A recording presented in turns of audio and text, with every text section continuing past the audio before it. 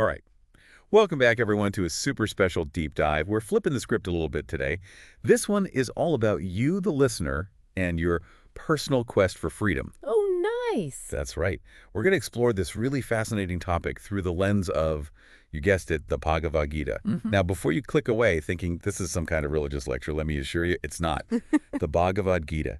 It's more like a guidebook to living a more fulfilling life. I like to think of it that way. Yeah, and it's packed with timeless wisdom. Yeah, That's actually really relevant to our modern lives.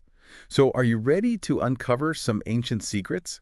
That just might change your perspective on freedom. let's do it. Let's dive in.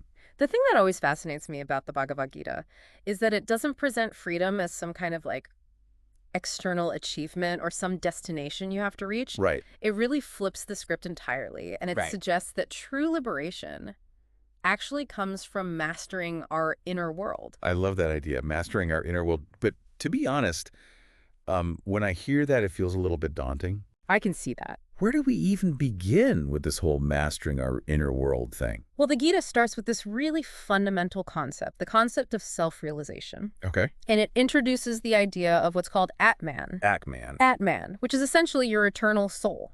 Okay. And this Atman is seen as distinct from your physical body and the ever-changing world around us. Okay, so we have the Atman, the eternal soul, which is separate from our physical bodies in this ever-changing world. Exactly. But how does understanding this concept of the Atman actually lead to freedom?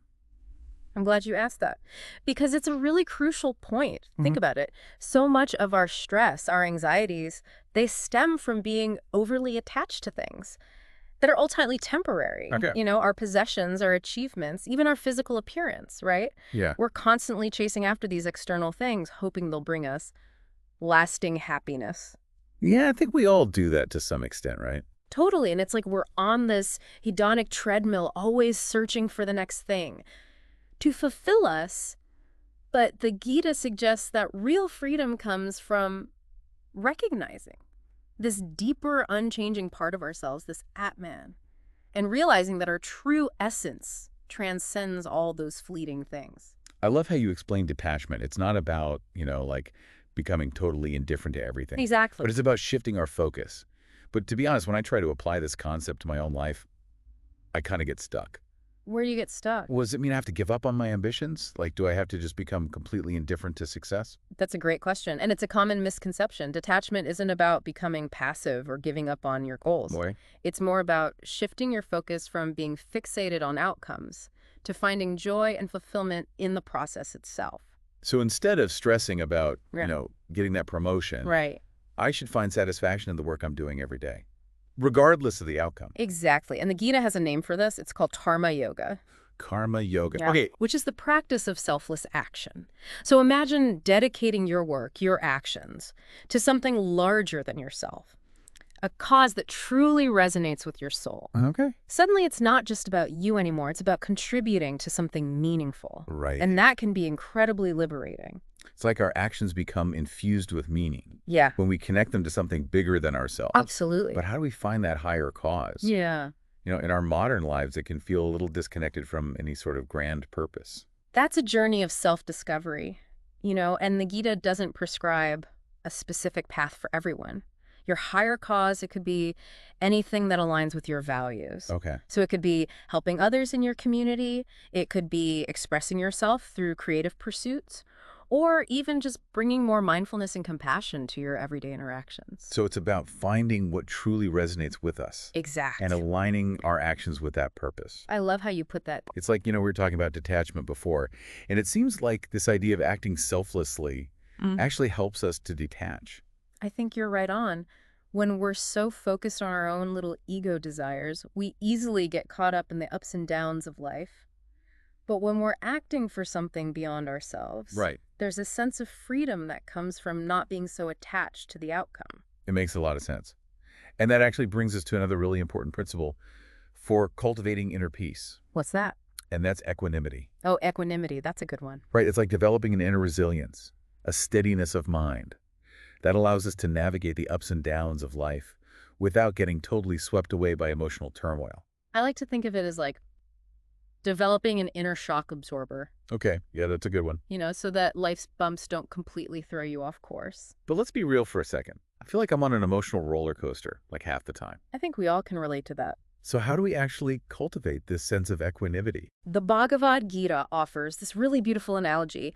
It compares the mind to a chariot, our thoughts to the horses, and the reins to our ability to control them. Okay, so our thoughts are the horses, and we're trying to hold the reins. Exactly. Equanimity is about developing the skill to hold those reins firmly, to guide our thoughts and emotions, rather than being completely controlled by them. So it's not about suppressing emotions. It's about learning to observe them without getting completely carried away. You got it.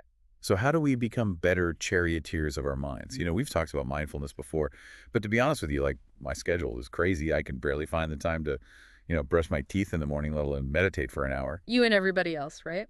So what are some micro practices that we can do to incorporate mindfulness into a really chaotic day?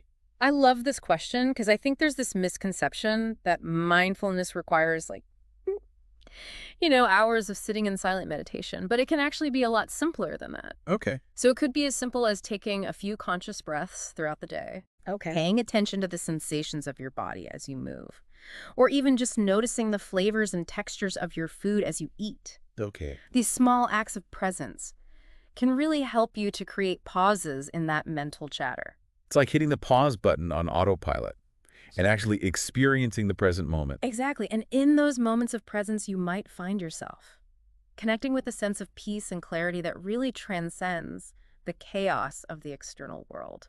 It's like finding an oasis of calm in the midst of the desert. I like that. So we've talked about self-realization, detachment, selfless action, equanimity. There's one concept from the Bhagavad Gita that I still find a little bit mysterious, and that's surrender to the divine. I was wondering if you were going to bring that one up. Yeah, because it feels a little abstract to me, and maybe even a little intimidating. I can see how it would, because we often associate surrender with weakness or giving that like raising the white flag. But in the context of the Bhagavad Gita, surrender has a very different meaning. Yeah. It's not about giving up, becoming passive. It's actually about a very profound letting go. Letting go what? A releasing of the ego's tight grip on control. So much of our suffering comes from that, right? Absolutely. We resist what is. We cling to outcomes that we can't actually control. We try to force things to go our way, and that creates a lot of inner turmoil. It really does surrender in this context. Is about cultivating acceptance, allowing things to unfold without that constant internal struggle. So it's more about letting go of that inner resistance and finding peace with what is. You got it. That makes so much more sense now. Yep. And it actually brings us to the final principle we're going to explore today. Yeah, I could get on. And that's the concept of dharma, or living with purpose. Ah, yes, dharma. That's a big one. It is. And, the Gita suggests that each of us has a unique path, a calling to fulfill in this life. It's like we each have this unique song to sing. I like that. And when we find our dharma, we're singing it in perfect harmony. So it's not just about finding inner freedom, but also aligning our actions in the world with that deeper sense of purpose. You said it perfectly. I'm struck by this idea that true freedom comes from within. It's almost counterintuitive. In a world that constantly pushes us to seek external validation. Totally. So for our listeners out there who are just starting this journey toward inner freedom, what advice would you give them? Oh, I love that question. Well, I would say start by exploring these principles that we've discussed today. Okay. Which one resonated with you most deeply? Perhaps you could experiment with incorporating those few moments of mindfulness into your day, or find a small way to act selflessly. Remember the Bhagavad Gita, it's not a set of rigid rules. It's a source of profound wisdom to guide you on your unique path. The journey itself is where the true freedom lies. Wow, I feel like my mind is officially blown. Mine too. This deep dive has been incredible. And if you're feeling as inspired as I am, we would love for you to hit that subscribe button and give this episode a like. We are so passionate about exploring these topics and bringing you more deep dives into wisdom that can help you live a more fulfilling life. So until next time, keep seeking, keep exploring, keep diving deep.